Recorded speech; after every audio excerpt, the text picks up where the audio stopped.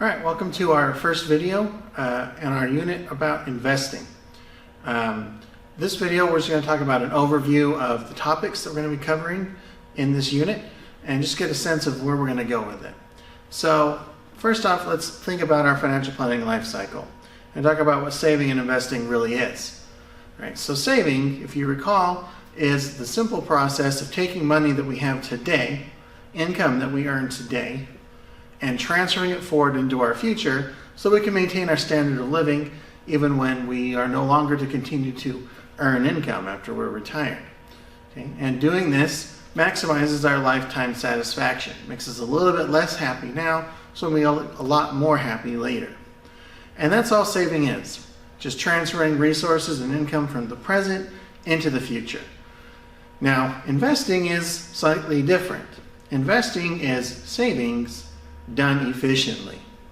So you remember, we talked about the time value of money, and when we talk about borrowing, and you had to pay interest if you borrowed money from a bank, right? Well, we have to, if you want to transfer your money into the future, you can do that by saving. But don't you want a reward for that?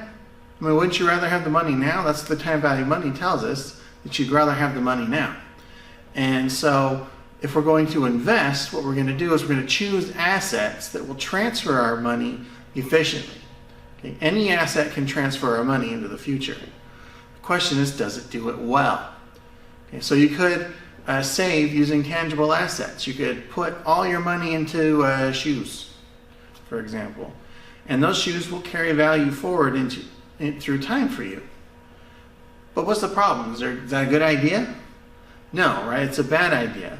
Because shoes and most tangible assets depreciate.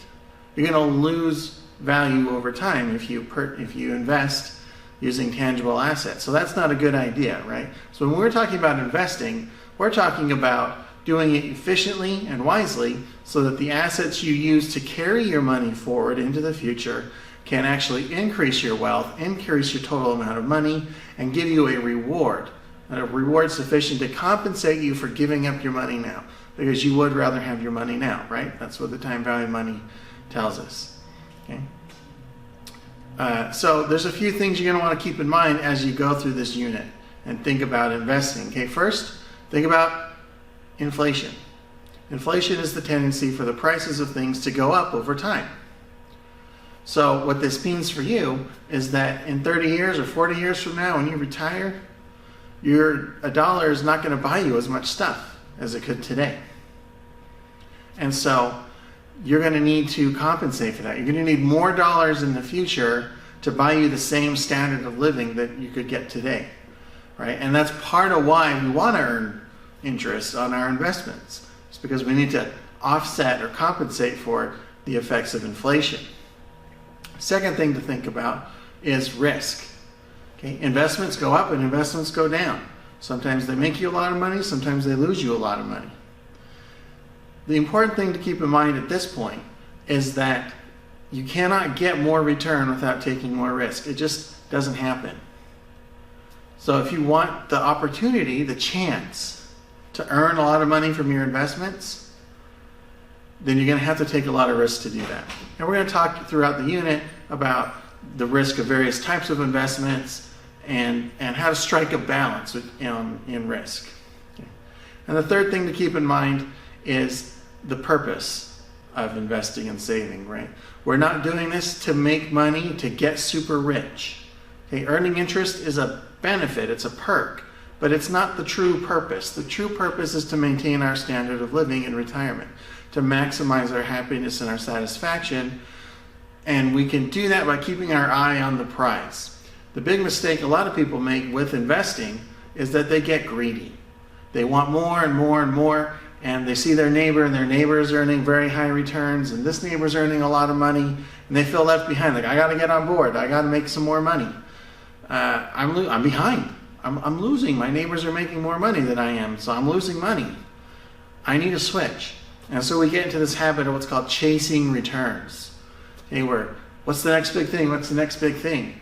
And it's this tendency that causes bubbles. So for an example, in 2007, we had a real estate bubble. Everybody was excited about real estate. You couldn't lose money on real estate. everyone was making a lot of money on real estate. Okay, and it felt like a sure thing. Never forget, you can't get high returns without high risk. And we learned that the hard way in 2008 when the real estate market crashed and the economy crashed with it. So getting overexcited and losing track of your focus on, hey, I just got to get a nice, solid, consistent, steady return to meet my goals. I don't have to get 20%, 30% returns to reach my goals, because chasing those super high returns and rates of return and interest rates causes you to take more risk than you should. And when you start taking more risk, you set yourself up for colossal failures and catastrophes. And we want to avoid that. The whole point of our plan is to ensure that we can maintain our standard of living.